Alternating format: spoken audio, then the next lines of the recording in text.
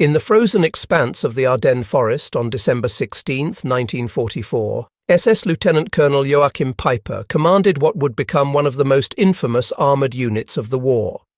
His Kampfgruppe represented the vanguard of Hitler's final desperate gamble, a massive offensive designed to split the Allied armies and capture the port of Antwerp.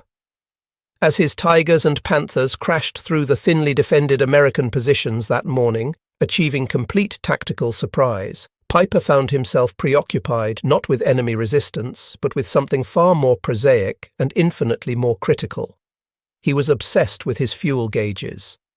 The German offensive, grandiose in its ambitions, rested on a foundation of sand. Hitler's plan called for 3 entire armies to punch through the American lines, cross the Meuse River, and drive all the way to Antwerp, severing British forces from their American allies.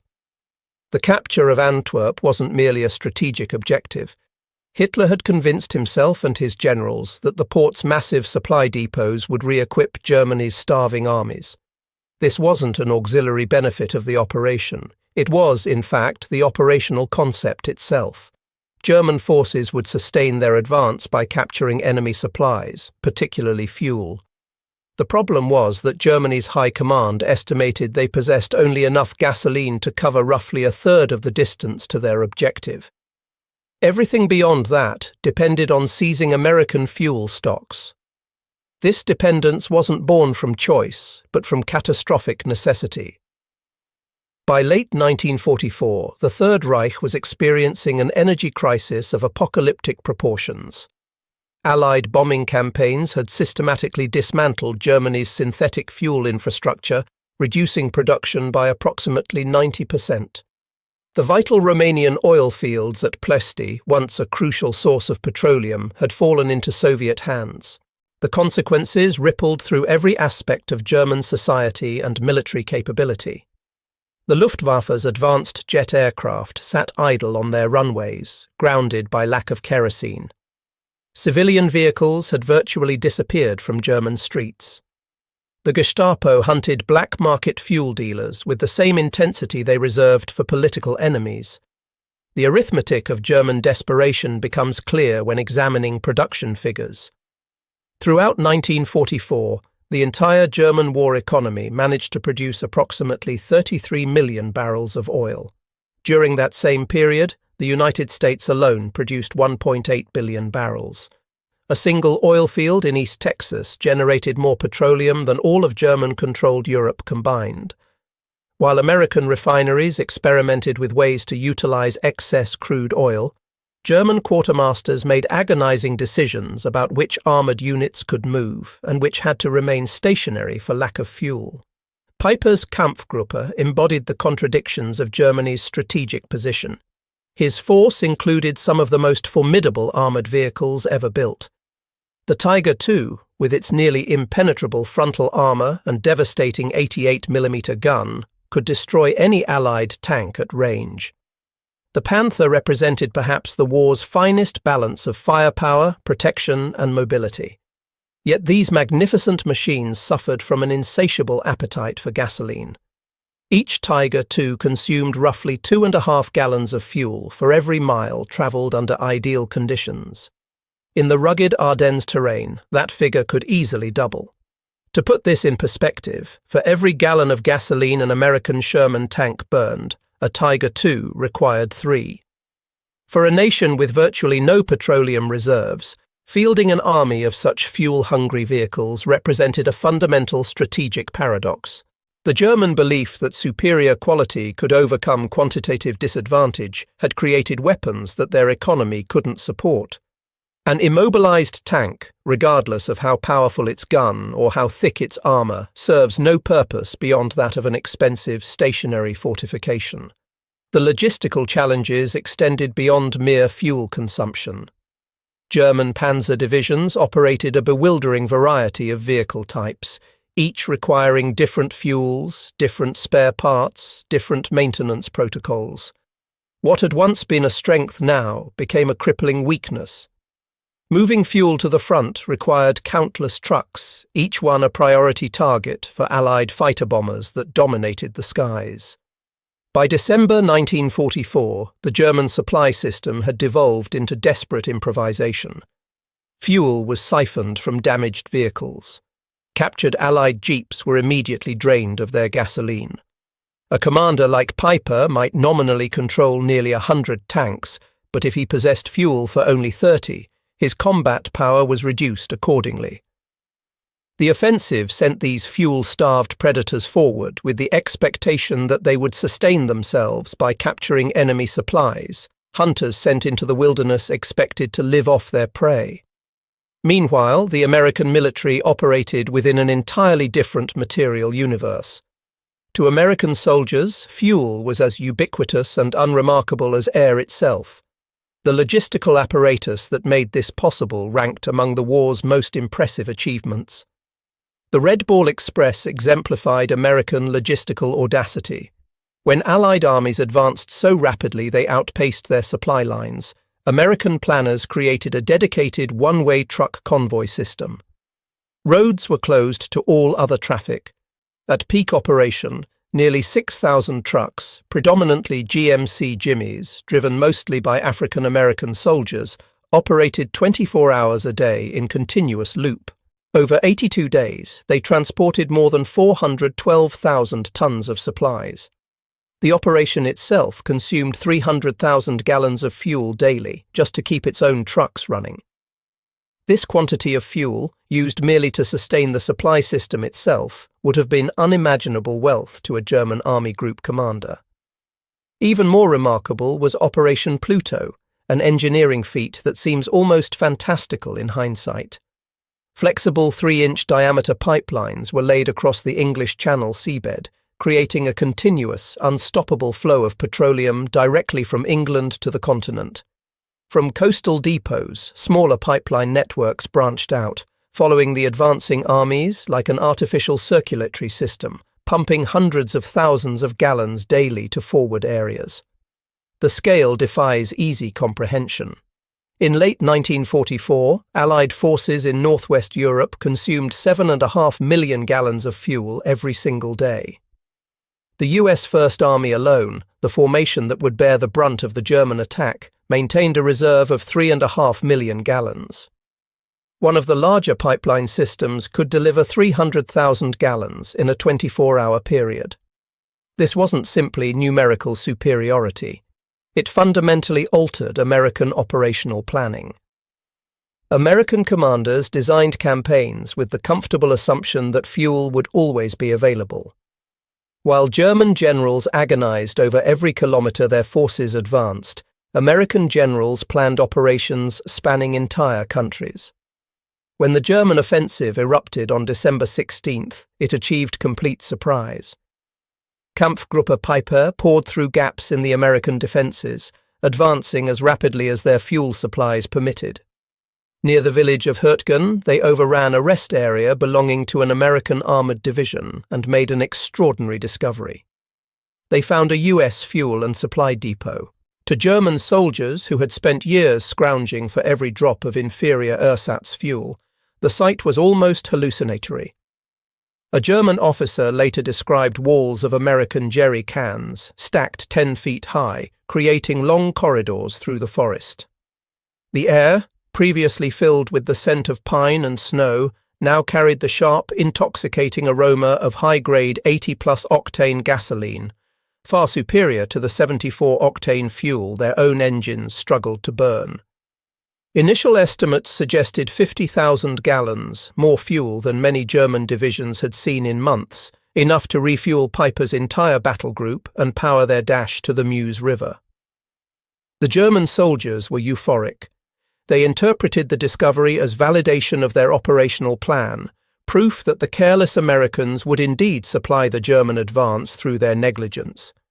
However, the more observant among them began to notice troubling details. Among the supplies, they found recent American newspapers. The jerry cans bore shipping manifests that told an impossible story. This gasoline, refined in distant Texas, had crossed the Atlantic Ocean, been unloaded in France, and transported to this forward depot in less than 6 weeks. This wasn't some forgotten stockpile. It was a single drop from a continuously flowing river. The psychological impact intensified when German intelligence officers learned about the Allied pipeline infrastructure. They discovered that a single pipe, merely one of several feeding the front, could deliver 300,000 gallons of fuel daily. A German panzer division might consume that quantity during a month of intensive combat. Here was an invisible tube buried in the ground that delivered more fuel in one day than an entire armoured division could hope to receive in 30. Suddenly their 50,000-gallon prize seemed pathetic pocket change, the equivalent of a wealthy man dropping a $20 bill and not bothering to retrieve it. For years, German propaganda had characterized America as a soft, racially mongrel nation incapable of prosecuting total war. That comforting lie now shattered in the Belgian snow. As one German soldier later wrote, "How could anyone possibly defeat an enemy who regarded a treasure sufficient to save an entire German army as little more than a rounding error?" The discovery of that fuel dump marked the moment when many German soldiers understood with absolute certainty that the war was already lost. Yet the true demonstration of American material superiority wasn't revealed by the fuel the Germans captured, but by the fuel the Americans deliberately destroyed. American commanders made a straightforward, ruthless calculation. If the Germans required fuel to sustain their offensive, that fuel had to be denied to them through destruction. What followed was an act of material annihilation so profound, so alien to the German mindset, that it represented one of the ultimate demonstrations of industrial supremacy in military history. Near Stavelot, directly in Peiper's path, lay another depot containing not 50,000 gallons, but 2.5 million gallons of gasoline. As Peiper's tanks approached, a small group of American engineers received their orders and executed them without hesitation. They destroyed everything. From the German perspective, the scene was surreal and nightmarish. Your tanks are sputtering on fumes. Your nation's final hope is grinding to a halt. Then, beyond the next hill, you see a pillar of black smoke rising into the winter sky. You watch as American soldiers methodically open the spigots on thousands of fuel drums, allowing precious gasoline to pour into ditches before igniting it. At Stavelot, at Malmedy, at Spa, the pattern repeated. American engineers opened valves and threw grenades. An estimated 8 million gallons went up in smoke during just the first week of the battle. That single week of intentional destruction consumed more gasoline than the German High Command had allocated for the entire Ardennes offensive. To German soldiers, witnessing this was incomprehensible waste, like watching a starving man deliberately burn down a granary. To American commanders, it was sound doctrine. The loss was trivial. The supply chain was already compensating for the destruction. On December 17th, the US First Army destroyed 2.2 million gallons. The very next day, 1.8 million gallons were delivered to replace what had been lost. By Christmas Eve, total American fuel reserves in the theatre had actually increased since the battle began. This systematic denial sealed Kampfgruppe Peiper's fate. Blocked by stubborn American resistance at key points, with their promised fuel supplies transformed into smoke, their advance ground to a halt near La Glaise. Peiper's mighty Tiger IIs, the most powerful tanks in the world, became immobile steel coffins. On Christmas Eve, he received permission to abandon his vehicles and attempt to break out on foot. Of the 5,000 elite soldiers who had started the offensive, only 800 made it back to German lines. They hadn't been defeated by superior tanks or brilliant tactics. They had been defeated by empty fuel gauges and an enemy who could afford to fight with fire. When the guns finally fell silent in January 1945, the Battle of the Bulge was celebrated as a great American victory, and indeed it was. But the battle had truly been won long before the first shot was fired.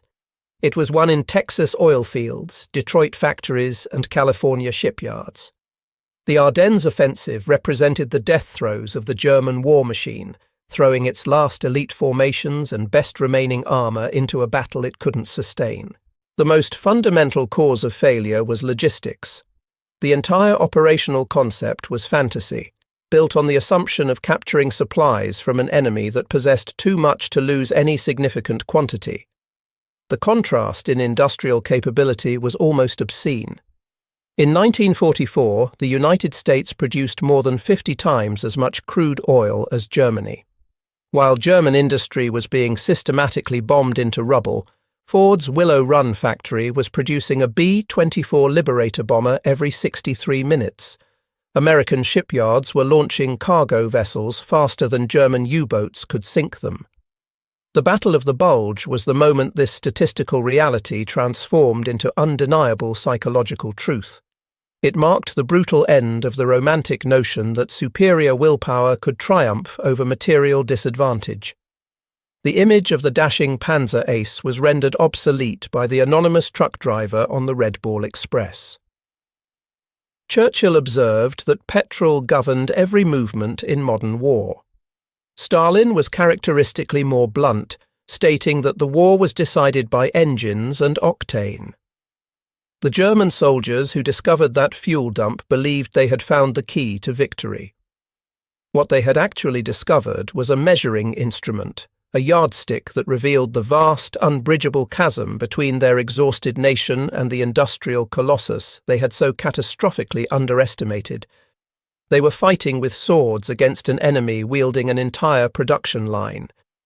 The story of the Battle of the Bulge and the American fuel dumps serves as a microcosm of the entire Second World War. The discovery of that single stockpile, representing more wealth than an entire German division could imagine, became emblematic of a conflict that had transcended traditional battlefield considerations. It was fundamentally a clash between two systems. One was running on the last fumes of fanatical ideology. The other was powered by an almost limitless river of industrial production. The German soldiers' shock wasn't merely about the quantity of fuel. It was the soul-crushing realization that they were fighting an enemy who could afford to be wasteful on a scale they couldn't begin to comprehend. It demonstrated conclusively that in modern warfare, the greatest weapon isn't always the most powerful tank, but rather the capacity to supply that tank endlessly. The industrial sinews of war proved more decisive than tactical brilliance or individual courage, a lesson written in burning gasoline across the snow-covered forests of Belgium.